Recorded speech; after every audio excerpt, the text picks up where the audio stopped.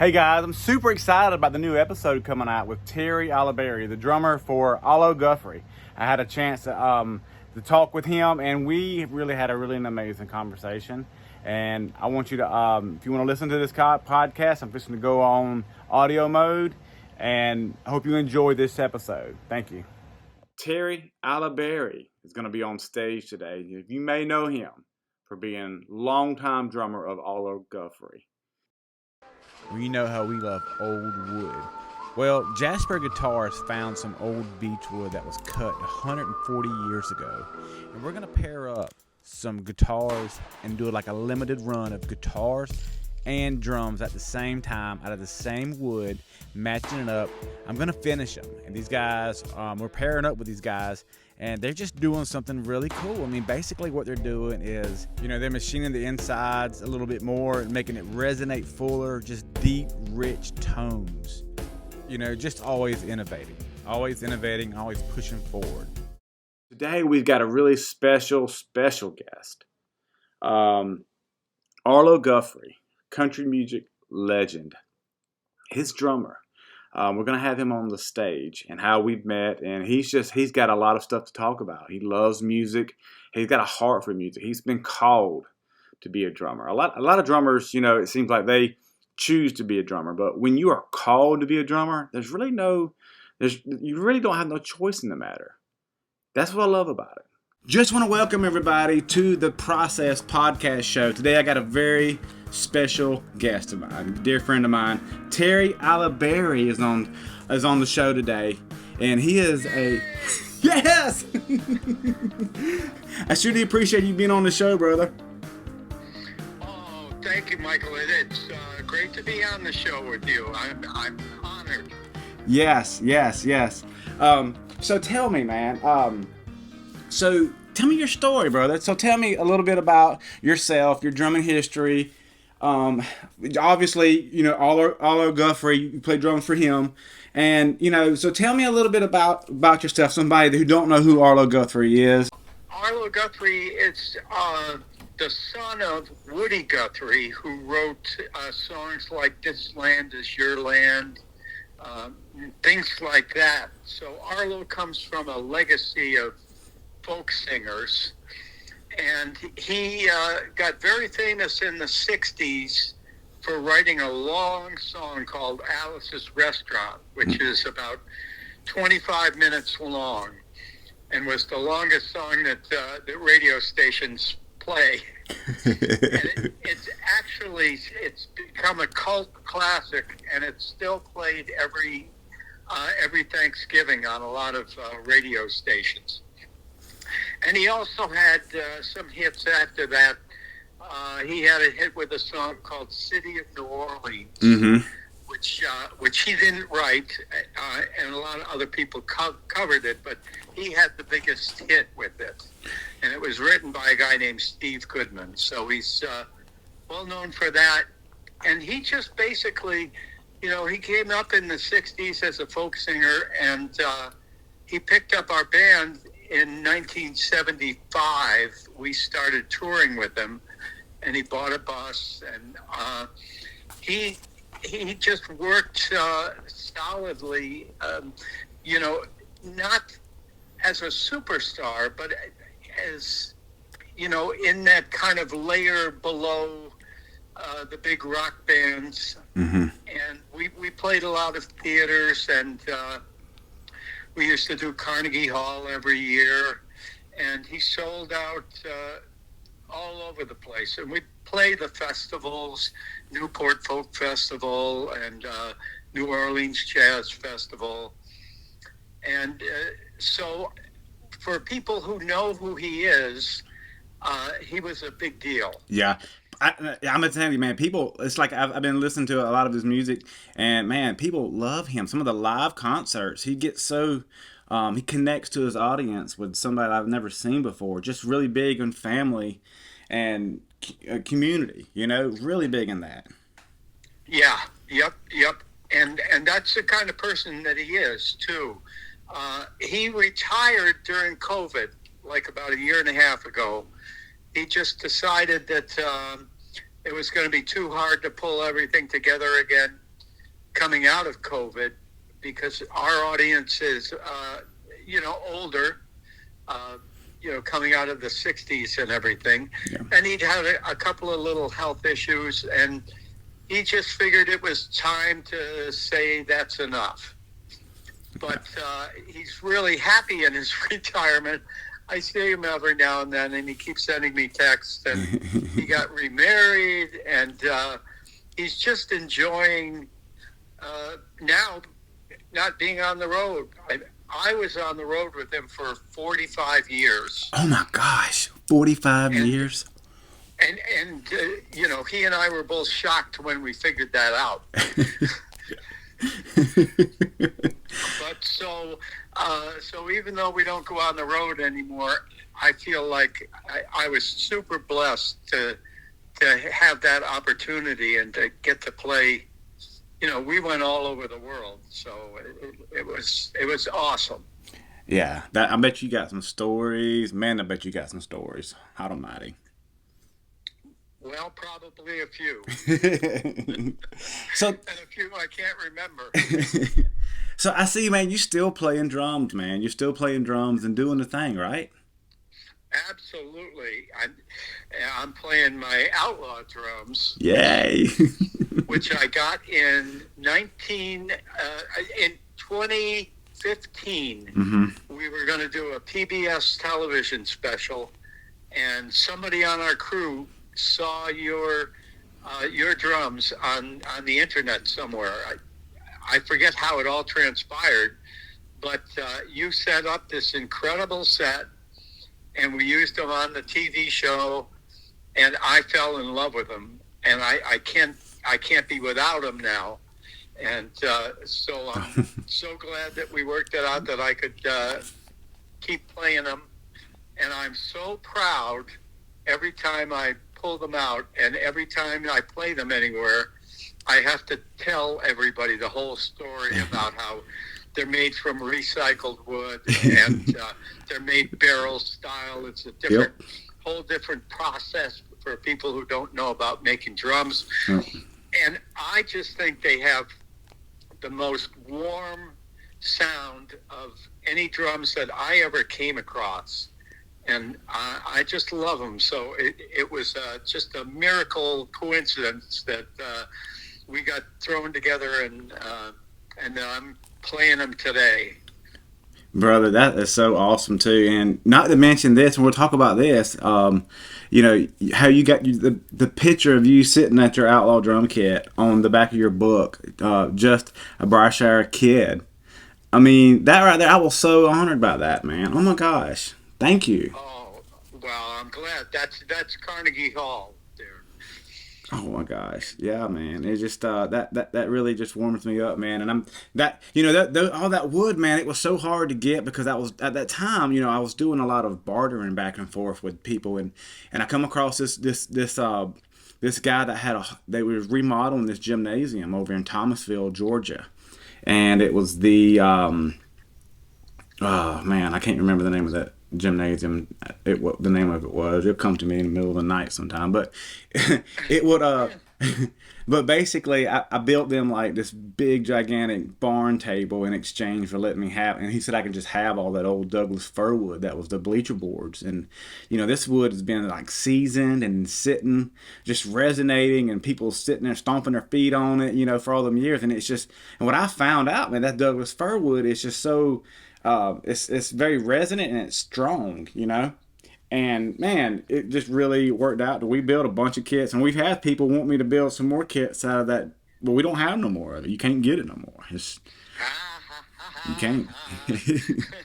you can't do it. Well, I think it's just one of the most magical aspects of this is I also play music for children. That's been a love of my life for like the last 40 years. Yeah. And when I wasn't touring with Arlo, I was doing concert for kids, and I have 7 CDs out, and I like playing music for children. And the fact that this drum set came out of high school bleachers is just the most perfect thing that could possibly happen for me, and Wow. so it just makes it that much more magical. Wow, man. Oh, wow. Thank you, man. Oh, that's super cool, man. Wow. Yes, yes. Yeah. So you're talking about your love for music, man. You've got a deep-seated love for music and teaching children about music and just how music just heals it. It nourishes, it heals, it just does amazing things to us, man. And you know, it's a huge part. You think that's a big thing? Oh, it's an incredible thing, and it's something that we owe to the kids, because I feel like you know, I sound old when I say this, but the music that kids hear these days, they don't get to hear much that's traditional, that's played on real instruments, Yep. Yep. made out of real wood, Yep. and you know, there's too much of the hit music that's just synthetic. Yeah. It's just stuff that somebody sits in a studio and punches buttons and puts random notes together. Yep. And so I like bringing traditional music to kids. It can be, now, when I say traditional, I think the Beatles are traditional. I think, you know, rock and roll is traditional. It doesn't have to be folk music or Americana or anything. Anything can be traditional folk music that we should pass along. The difference to me is that I like it if it's made by real people and sung by real singers who actually can sing. Yeah. It's amazing what they do on the computers now. And it's almost kind of like, it's just crazy how, yeah, and just kind of, we just need to keep our kids inspired and keep them pushing forward. Because I got 6 total kids, you know, and Wow. I'm constantly pushing music to them. And I'm hearing a lot of the music too that their generation is hearing, you know, and it's, like I said, it's definitely sad. It is definitely sad, and you can see where it's going. You can see where it's going. And it's, you know, like I said, Arlo's songs and the songs that you do, man. It's just like they got heart, they got soul, man. They got meaning, and you know, you just don't hear that very often. Well, that's what I learned from Arlo and from playing with his family. And I'm still doing concerts, even though Arlo's not touring. I just did a weekend of concerts with 3 of his kids and 1 of his grandkids. Wow. And we did 2 nights down at his church here in Housatonic and packed the place. And they're carrying on the tradition, and they've got their own songs and, you know, their own music, but it's still steeped in the tradition, kind of. And so I love playing with them because it's carrying it on. And like you say, you know, it can't be, there can't be more important thing for kids, especially with the world that we've kind of really screwed up for them. I feel that everything that we can do to bring music and kindness to kids and get them talking to each other and relating to each other, that's the biggest thing that we can do to help the planet in the future. Yeah, you're absolutely right. And I feel like that's kind of why you started writing a lot of these books, right? The children books and songs and stuff. Yeah, You felt that calling. I just had to. Yeah, it wasn't a choice. That's right, man. It's a calling. Yeah. It's just what you need to do. But the nice thing is, the kids that I go play with, I have a concert tomorrow. I'll have 200 kids outside a library because it's going to be a beautiful day. They come every week. They come with their parents. They sit on blankets. And those kids, they're the same as the kids were 20 or 30 years ago. Yeah. They love it just as much.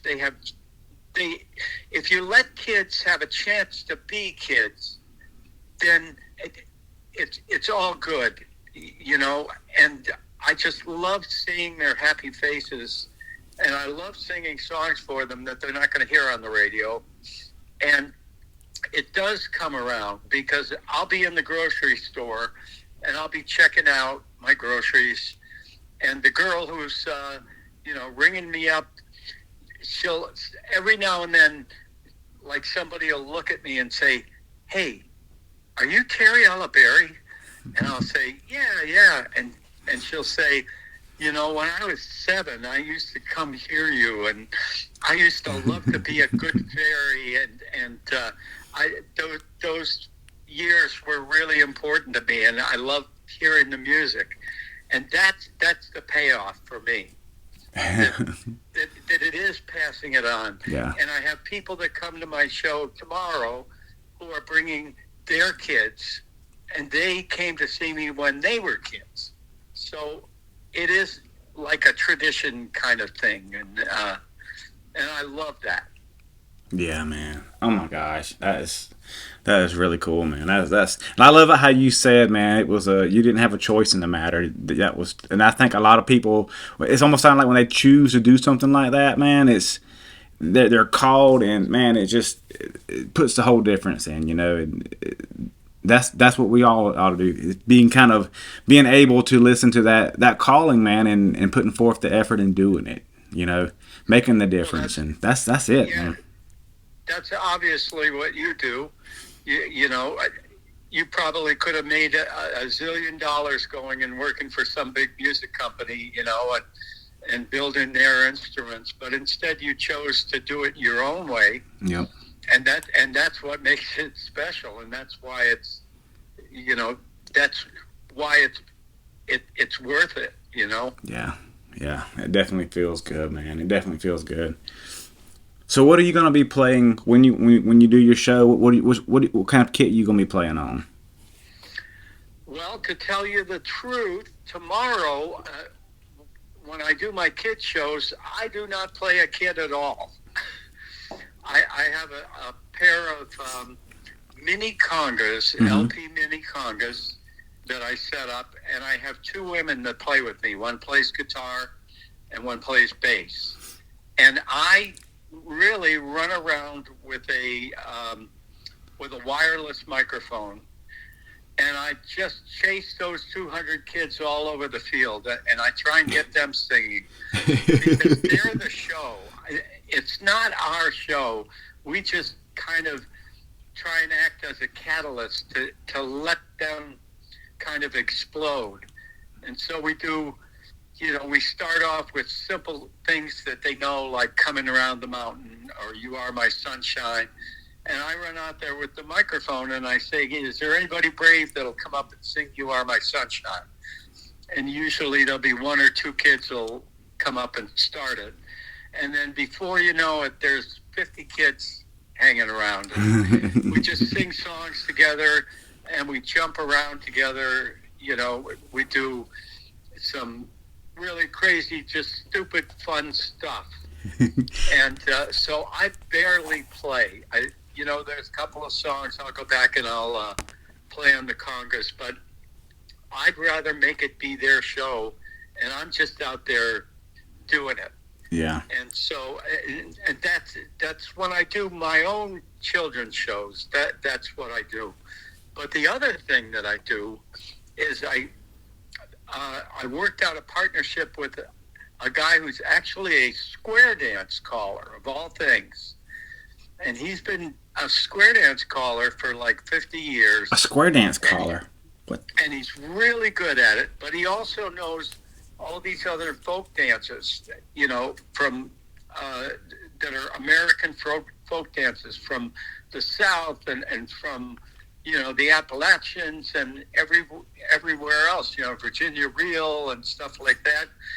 And so he and I put together a program for schools where we go into schools and it's a combination of music and movement. And I do some of my songs, and I bring a small drum kit, and he has a bunch of recorded music of various things, and we combine like live music and live singing with some tracks for the dances, and we're trying to bring that part of Americana to kids in schools, because they don't get that anymore either. Yeah. And the other thing is they've been sitting around for 2 years, because of COVID. Yep. Not getting active, only looking at stuff on video, and that's not healthy, and not interacting with each other. So we're going into schools, and we're going to plan to do it all this winter, as many schools as we can possibly go to.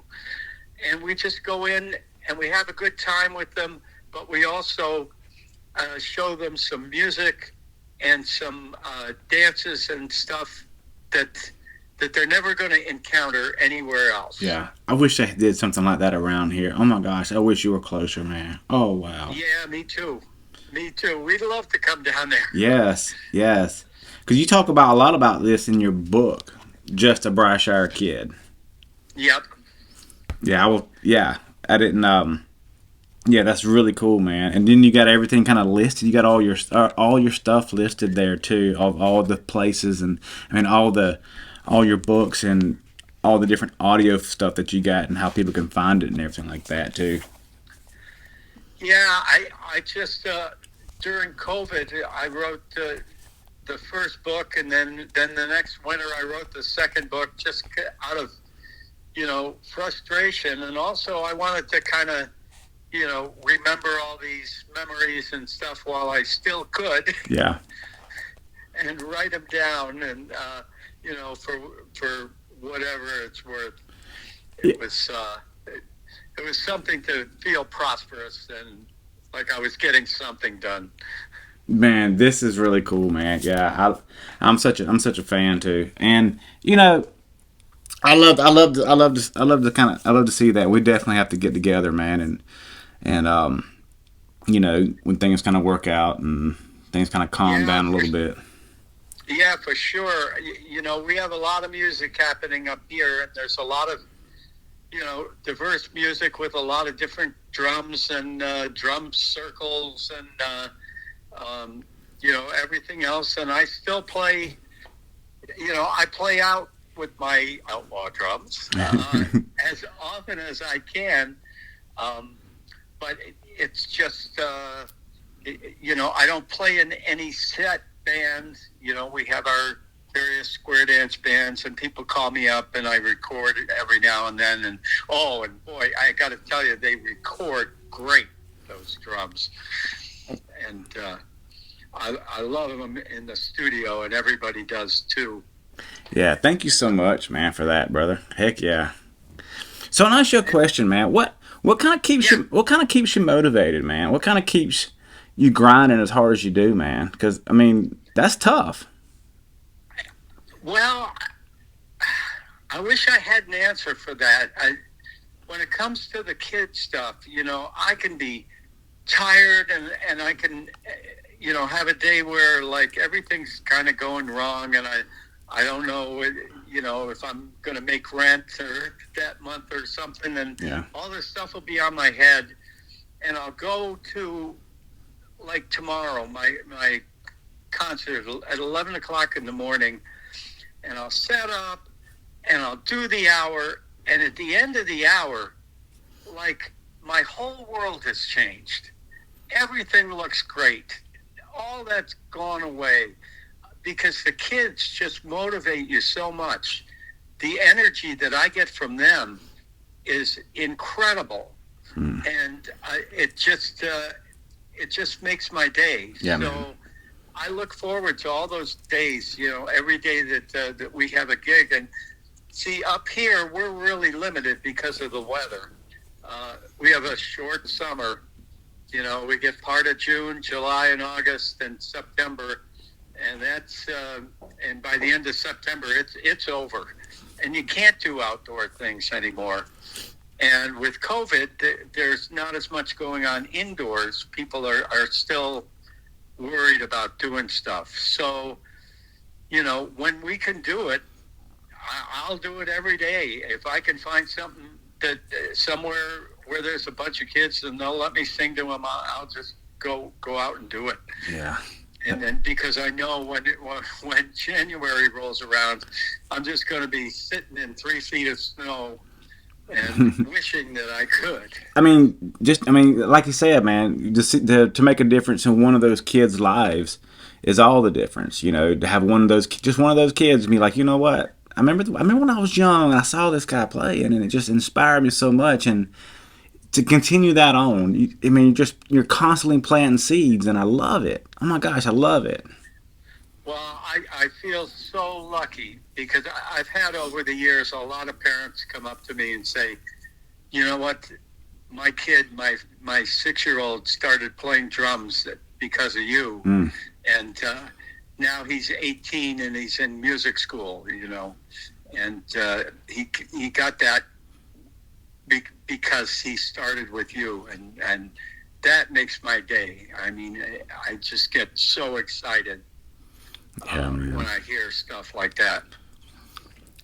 So I was going to ask you about this. So the time that you played at the White House. Yeah. Can you tell me, what was it like playing at the White House? Oh my gosh. Oh, it's crazy. Now, we did it 3 years in a row, and it was for the annual Easter egg roll that they do, where they bring 30,000 kids onto the White House lawn, if you can imagine that. Whoa.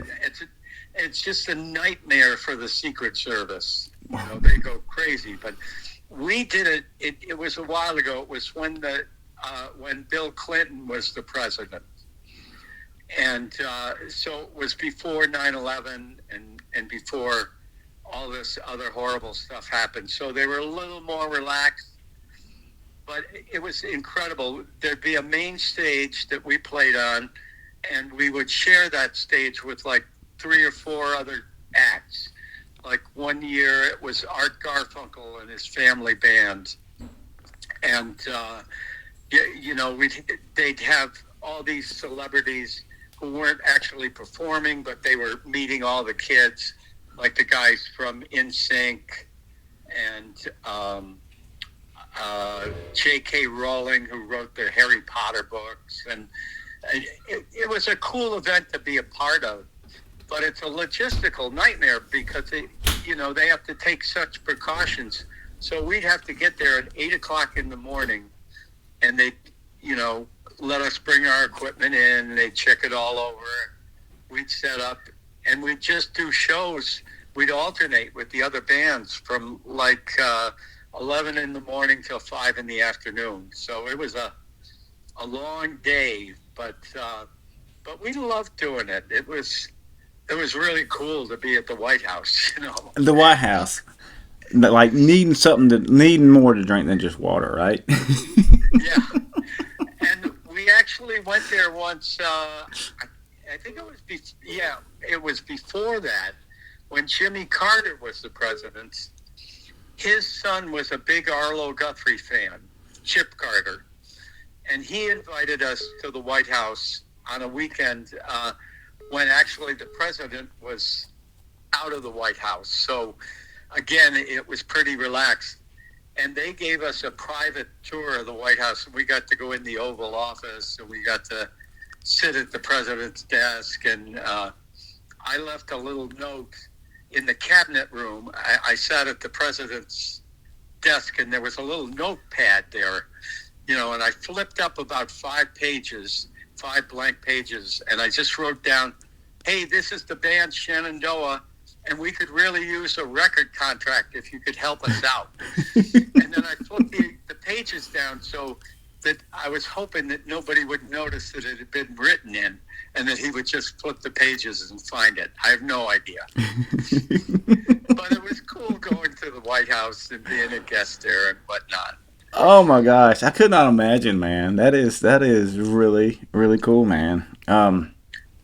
So what's it like, man? I mean, and I've just you've performed with so many other artists, man, too. It's like John Denver.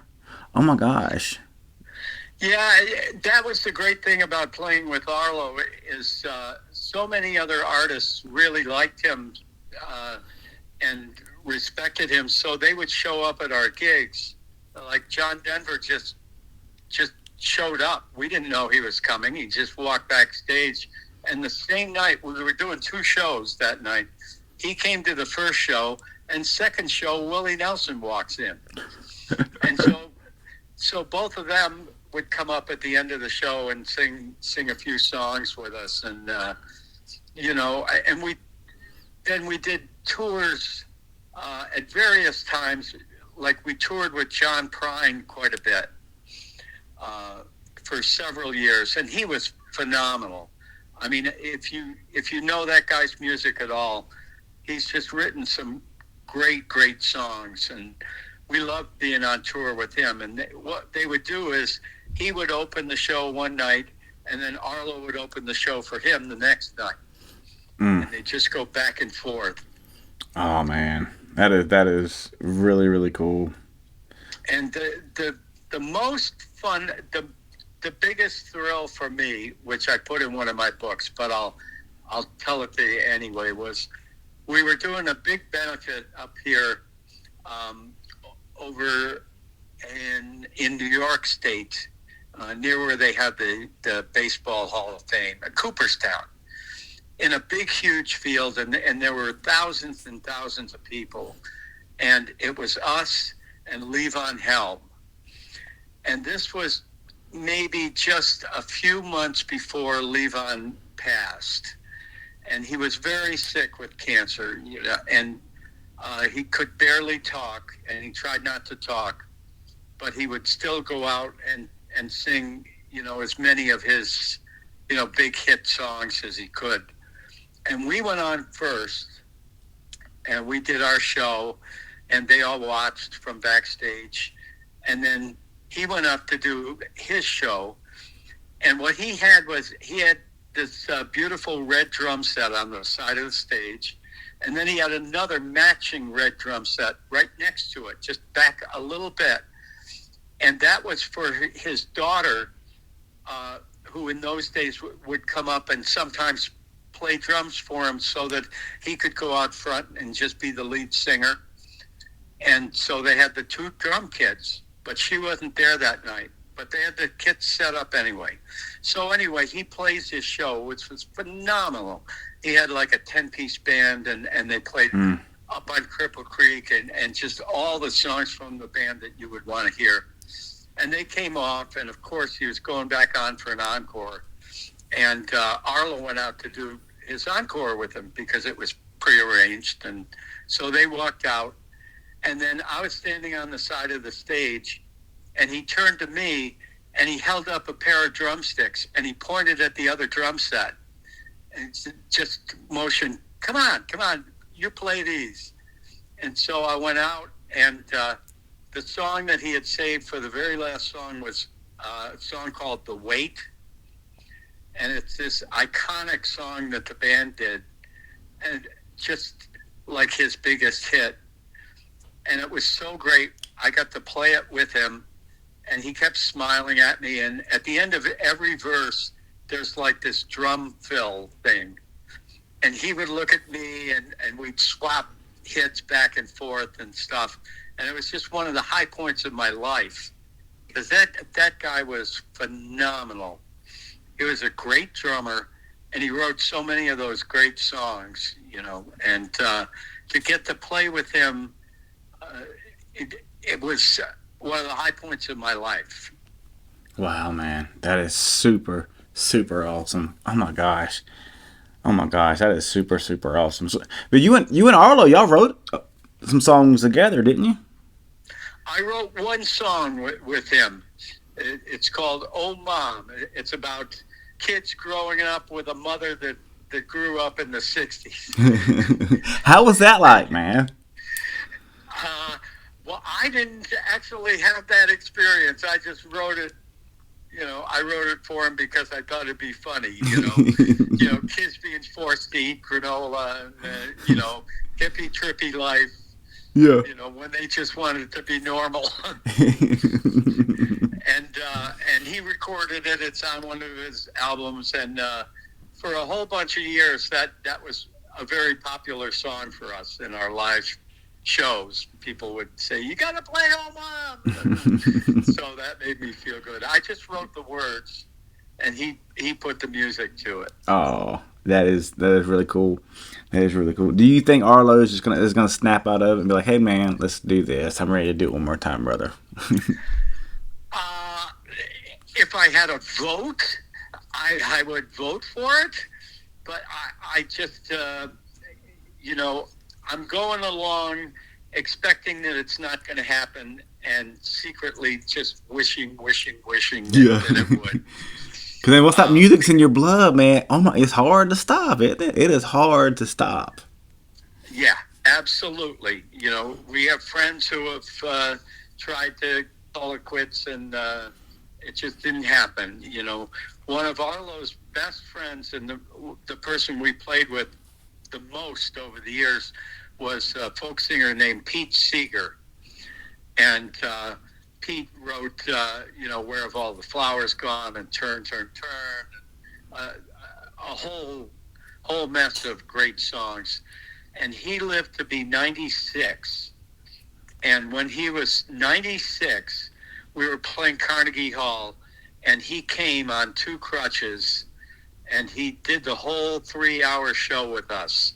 And he couldn't sing for, he didn't have chest power, but he could sing a little bit, and he couldn't play the guitar like he used to, and nobody cared. That place went bananas. Wow. And they stood up and they screamed, and we did 3 encores, and it was just about 2 months before he died. And he never gave up, even though he knew he was compromised as to, his performing quality, but the people still, he was like the dog in the firehouse. Yeah. He heard the bell, and he's just going to answer the call. And so I'm hoping that maybe Arlo will take a break, and he'll go, "Hey, I got to get out there and do this. Yeah. It's too much fun." Yeah. I love it when you. I'm not going to expect it. I'm just be really happy if it happens. Yeah. I love it when you said, man, you said in your book, you said that you'll retire when you fall off the back of your drum seat. Well, yeah. And that's the truth, man. That's how you know you're a true drummer, man. True drummers can't just stop playing the drums. That's like, you're not a true drummer if you just give up and just stop playing because you just ain't doing it for you no more, or you're not with a band. Oh my gosh, I'm always gonna be playing the drums. Well, it's been the only way that I've ever made my living since I was 13 years old, is playing drums. That's the only thing people would pay me for.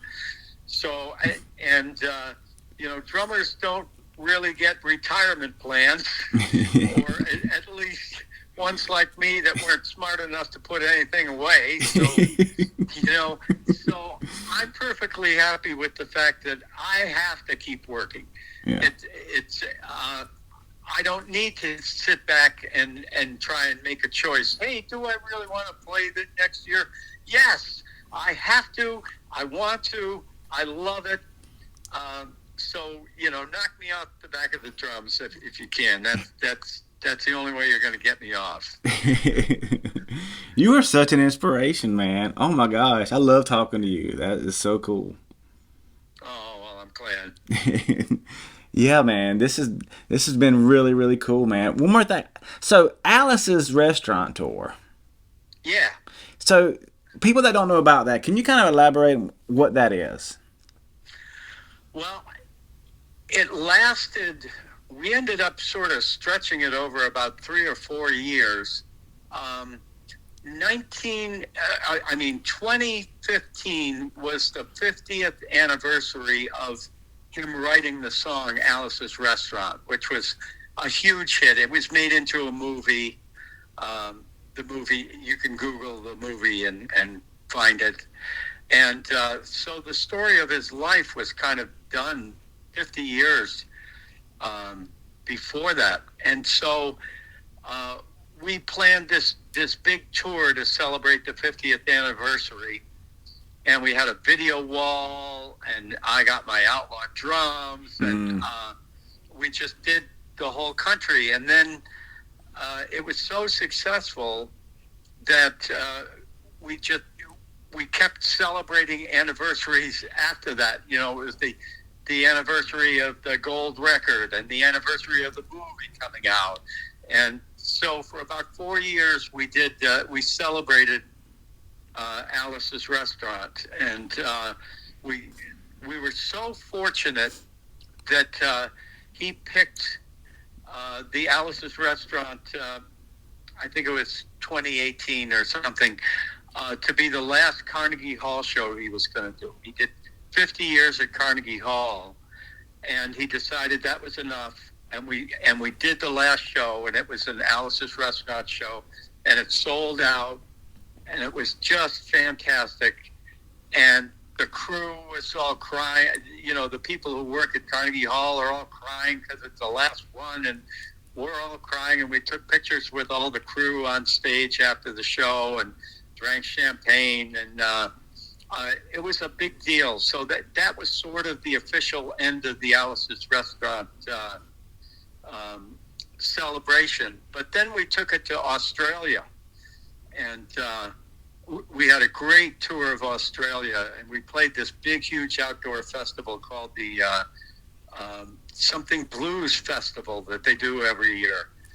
And it's hundreds of thousands of people, and it's out on the ocean, and we played 2 nights there, and that was also part of the Alice's Restaurant thing. And then, of course, we had to stop in Honolulu on the way back and do a show there. You know, we just had to. And so we stayed a few days, and that was great. But that was the Alice's Restaurant celebration. It celebrated the gold record, the movie, the song, which I swear to God, you will find people that every Thanksgiving they listen to that record, that 26-minute kind of song story. Because you do a lot of your YouTube stuff too. You got a YouTube blog that you talk about a lot of this stuff kind of more in depth, don't you? I did. I did 50 blogs while we were doing the Alice's Restaurant tour, and some of them are better than others. But you know, what I didn't do is I couldn't use parts of the show because we didn't want to give it away. So it's all backstage stuff and talking to you know, friends backstage. Some of the incredible places we got to visit, you know, over the course of years. Because we went in all 50 states and lots of foreign countries, and it was such an incredible journey that we got to go on and meet so many people. That was the nice thing about Arlo, is he's so accessible and so friendly that we would meet so many people when we were on tour. You know, it wasn't like these big bands that just hide out and then they run to their hotel and stuff, and you know, maybe you get an autograph if you're lucky. Yeah. You know, we just loved being a part of it. That's why we traveled by buses. You know, we'd fly when we had to, like to Australia. But the rest of the time, he had 2 buses, one for him and his immediate people, and then one for us, for the band. And that's the way to see the country.